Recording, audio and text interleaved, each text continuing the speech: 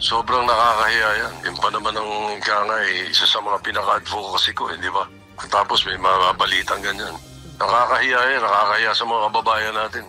Sa Senado pa, kapal naman nila. Nagulat si Senador Vicente Tito Sotto III nang marinig ang balita na ilang empleyado umano ng Senado ang nakaamoy ng marijuana sa loob ng kanilang tanggapan. Aniya, ngayon lang nagkaroon ng ganitong issue. Paliwanag ng senador, noong panahon niya bilang Senate President, laging may random drug testing ang mga empleyado. Magandaan niya ang ganoong hakbang dahil napipilitang umiwas ang isang individual sa paggamit ng ipinagbabawal na droga. Yun na nga mga pre, no? Alam niyo naman kung sino yung pinaparinggan ng mga yon. Oo. Sino kaya yung sinasabihan ni Tito Sotto na ang kapal naman ng mga mukha nila? Sino kaya?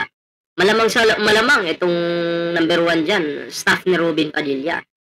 Pangalawa, pwede ring si Robin Padilla. Diba? Kasi si Padilla lang naman yung gustong isulong na maging legal itong inang marijuana na to. Diba? Totoo po talaga ako naniniwala na makapal talaga yung mukha nila. Lalo na po si Robin Padilla, ang kapal po talaga ng mukha niyan. Imagine, gusto niyang gawing legal yung marijuana. Tatanungin kita, Robin Padilla, gusto mo bang gawing legal yung marijuana dahil concern ka sa mga taong may sakit na cancer or para makagamit kayo ng libre? Sige, tanong ko lang naman. Diba? Alam ko, wala namang kwenta tong mga sinasabi ko patungkol sa'yo kasi ano ka adi ka sa utot ng demonyo Kasi gusto mo nga gawin legal. Staff mo, sangkot dyan. Diba? Ikaw kaya, Robin Padilla, ano sa tingin mo? Negative ka kaya? Anyway, yan po yung ating bibigyan ng reaction ngayon mga pre. Pero syempre, bago po tayo magtuloy-tuloy sa ating reaction ngayon, ayan kung bago pa lang dito sa ating YouTube channel, huwag kalimutang mag-like, share, and subscribe para naman po maging updated ka sa lahat ng mga uploads natin. Ayan. May Facebook po tayo, may TikTok tayo. Ngayon mga pre, bago po tayo magtuloy-tuloy doon sa ating topic mga pre, bigyan muna natin ng reaction itong si Malutikea mga pre. No? Itong kanyang grupo. Basahin po natin mga pre. Ito yung nagdi-deny na hindi daw po siya maka-Duterte, 'di ba? I think nangyari yun doon sa Quadcom committee hearing, no? So, dininay niya. Parang si parang si Jesus Christ. Dininay ni Pedro na hindi ko kakilala yan.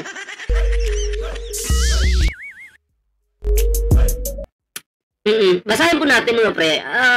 Nakasulat po dito. Update on Citizens Group for People's Budget 2026. So, ito yung grupo nila mga pre, no? Ito po ay para sa lahat. Para sa lahat daw. Itabi muna natin ang kulay natin sa partisan politics. Ayusin natin ang Pilipinas. Yun yung hashtag niya. Paano aayusin yung Pilipinas kung kayo mismo ang mga bias dito? Kayo yung isa sa nagpapagulo dito sa Pilipinas. Isang tabi daw po muna natin ang politics. Naniniwala po kayo doon? Isang tabi? Naniniwala kayo sa taong ito? Sila nga yung nagpapagulo.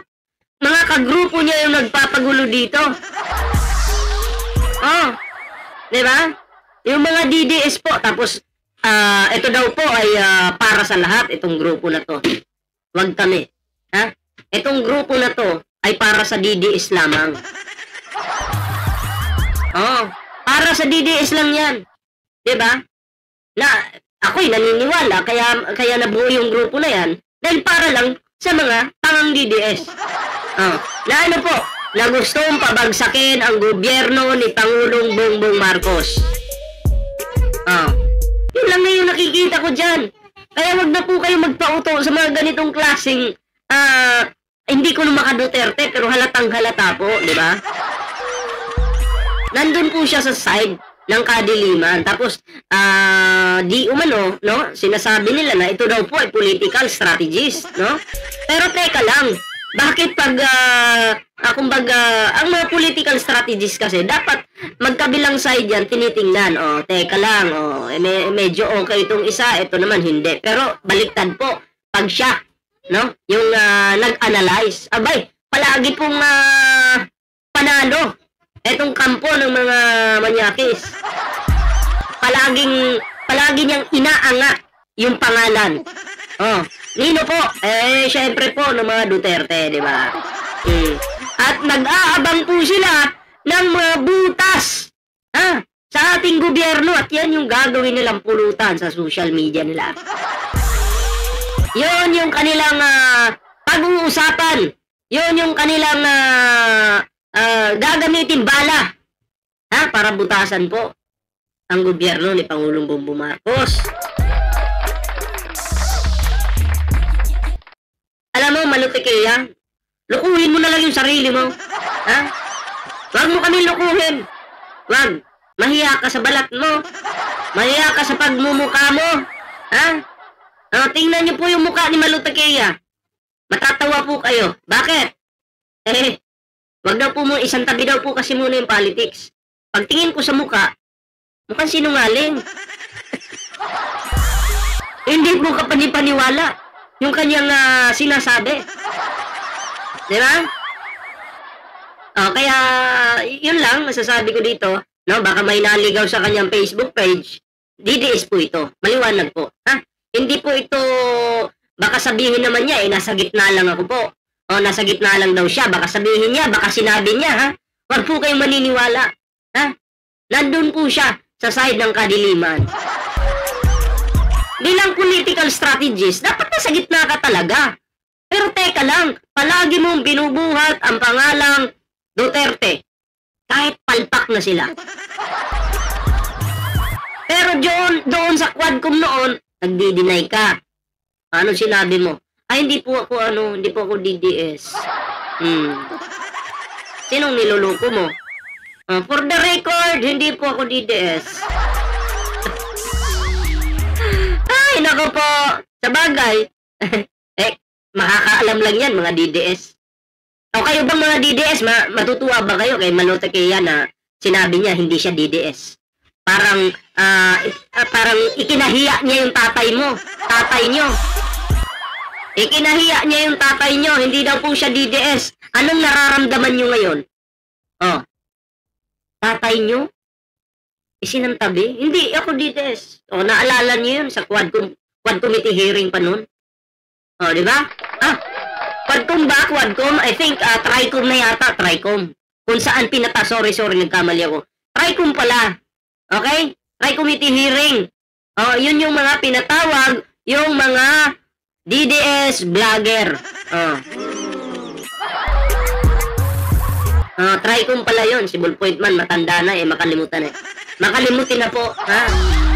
Pasensya na kayo. So anyway, bantayan nyo lang yung Facebook niyan. Pag sa tingin nyo misleading po yung kanyang mga post, report nyo na. Baka makapanlin lang pa po ng iba. Kasi ito po, maliwanag po ito na panlilin lang. Para daw po sa lahat. Pero halatang halata. Para sa lahat o para lang sa DDS? Wag kami. So, yun nga pre, no? Eto na. At bigyan na po natin ito ng reaksyon. Itong banat po ni Tito Sotto dito sa mga adik sa marijuana. No? Yung mga gumagamit dyan sa loob ng Senado. Yari kayo, no? So, dapat lang talaga linggo-linggo may random drug testing. Diba? Oo, para hindi naman pumangit yung imahe po ng Senado. Ang pangit naman na ang Senado parang magiging Davao. Nakatulad ng mga ni Baste doon, mga alagad ni Baste, mga bangag. 37 na empleyado, bangag lahat. Ang pangit naman, Senado magkakaganyan din. Diba? So, ito na mga pre, no? Atin po itong panoorin. Sobrang nakakahiya yan. Yung pa naman ng isa sa mga pinaka-advocacy ko, di ba? Tapos may mga balitang ganyan. Nakakahiya yan, nakakahiya sa mga kababayan natin. Sa Senado pa, kapal naman nila. Ang kapal nyo daw, Padilla. Pati yung staff mo. Bakit ko po sinabing makapal si Padilla? Gusto pong gawing legal. Itong utot ng demonyo. Pag naging legal po yan, wala na. Alam nyo naman. Yung mga nagra-rugby dyan sa gilid-gilid ng kalsada, baka mag-switch sila dyan sa marijuana. Mahirap na, di ba? Imbis rugby lang, yun, may marijuana na. Mura lang marijuana eh. Di ba? Sabi ni Padilla yan, mura lang daw. Bakit? Nakabili ka na?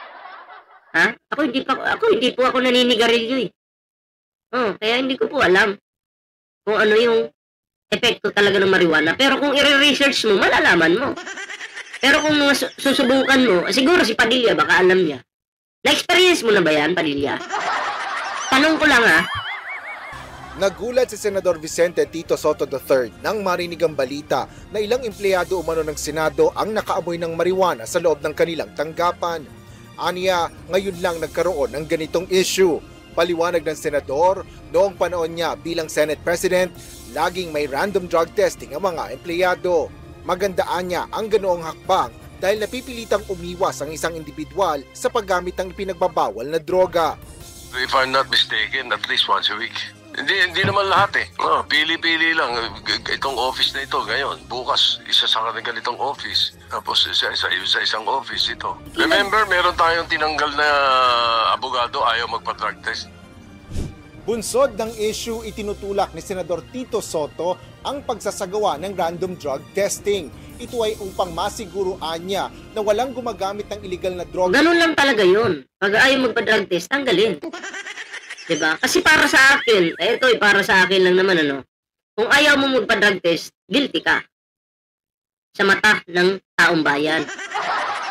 Sa institusyon, makapag-ingat ang mga empleyado at makita ng publiko na nag-iingat ang Senado. I'm informing the media right now na dapat gawin ng yan. The call is to the Senate leadership na ibalik nila yung dati kong order dyan na random drug testing. Sinegundahan naman ang mungkahing ito. Ang kukontra dyan, alam na. Pag may kumontra dyan sa gusto ni Tito Sotto, alam na positibo yung mga yan. Bakit mo kukontrahin kung makakabuti naman? Diba? Bakit mo kukontrahin kung alam mong hindi ka naman isa doon? Alam na, pag kinontra yan, bangag ka. Ilang senador, kabilang na dito si Senator Ronald Bato de la Rosa na chairperson ng Senate Committee on Public Order and Dangerous Drugs. Kailangan din si de la Rosa magpa-drug test para malaman ng taong bayan kung ano talaga yung nilalaman ng kanyang katawan. Diba? Kung sa bagay, manginginom yata ito si... Ay, hindi yata manginginom ito. Si Cheese manginginom. Lasinggo yun. Si De La Rosa, hindi naman yata ito naninigarilyo eh. So, tingnan natin. So, dapat nga talaga, matupad yung yung random testing. Every week po talaga, no? Para safe po dyan sa loob ng Senado. Para wala po mga lutang, wala mga bangag. Diba? Drugs. Sa isang text message, sinabi nito na magandang hakbang. It's a good move to make sure we have a drug-free workplace. Pagkakaroon ng regular na random drug testing upang matiyak na mayroon silang drug-free workplace. Ayan kampante si Bato de la Rosa. So pag ganyan yung sinabi ng isang senador, ibig sabihin, alam niya sa sarili niya, wala siyang droga sa katawan. So, malalaman natin, no? Pag nag-random drug testing na. So, okay yan. Sinuportahan din ni Senate Majority Leader Joel Villanueva ang panawagang ito para sa lahat ng mga opisyal at staff ng Senado. Bukas rin si Villanueva na sumailalim sa anumang uri ng drug testing na mahalaga hindi lang anya para sa kanilang mga senador, kundi sa lahat ng mga civil servant na manguna bilang ehemplo. Asher Cadapan Jr., UNTV News and Rescue. Diyos ang aming sandigan, serbisyo publiko ang aming... Pero si Padilla, bakit walang mensahe? Si Padilla pa naman yung inaantay ko kung okay lang sa kanya na magkaroon ng random drug testing dyan sa loob ng Senado, sa mga staff, sa mga senador, diba? Parang tahimik si Padilla Oo. Hindi ko lang alam kung ano yung mga hakbang na gagawin ng ng mga expert diyan para matanggal yung droga sa katawan, para nag-random drug testing na, wala na makikita no. Ay dapat nga talaga ngayon pa lang simulan na, no? Para walang makalusot. No, para wala pong makalusot, nako po. Si Padilla positibo talaga sa kanyang sa kanyang mga pananalita diyan sa Senado, positibo sa kanyang trabaho, di ba? Alam niyo na, di ba? Positibo sa trabaho. Kaya minsan lutang si Padilla pag nasa Senado di ba? Lutang po minsan, hindi ko maintindihan kung may problema po ba siya, stress po ba siya, o may problema sa pamilya, hindi ko lang alam, pero parang palaging lutang wala po siya sa tamang no? Pag-iisip pag siya ay nasa Senado kasi pa suklay-suklay lang ng bigote, pamukbang-mukbang lang, tapos wala po sa ayos yung kanyang mga sinasabi po, no? Ayun ay para sa akin, opinion ko lang naman, diba? So anyway, yun lang naman yung ating reaction ngayon mga pre. Maraming salamat po sa sumama sa ating video ngayon. Kita-kits po tayo sa sunod video. May TikTok, Facebook po tayo. Maraming salamat po sa iyo lahat. Huwag kalimutang mag-like, share, subscribe para naman po maging updated kayo sa lahat ng mga uploads natin. Ingat po kayo lahat.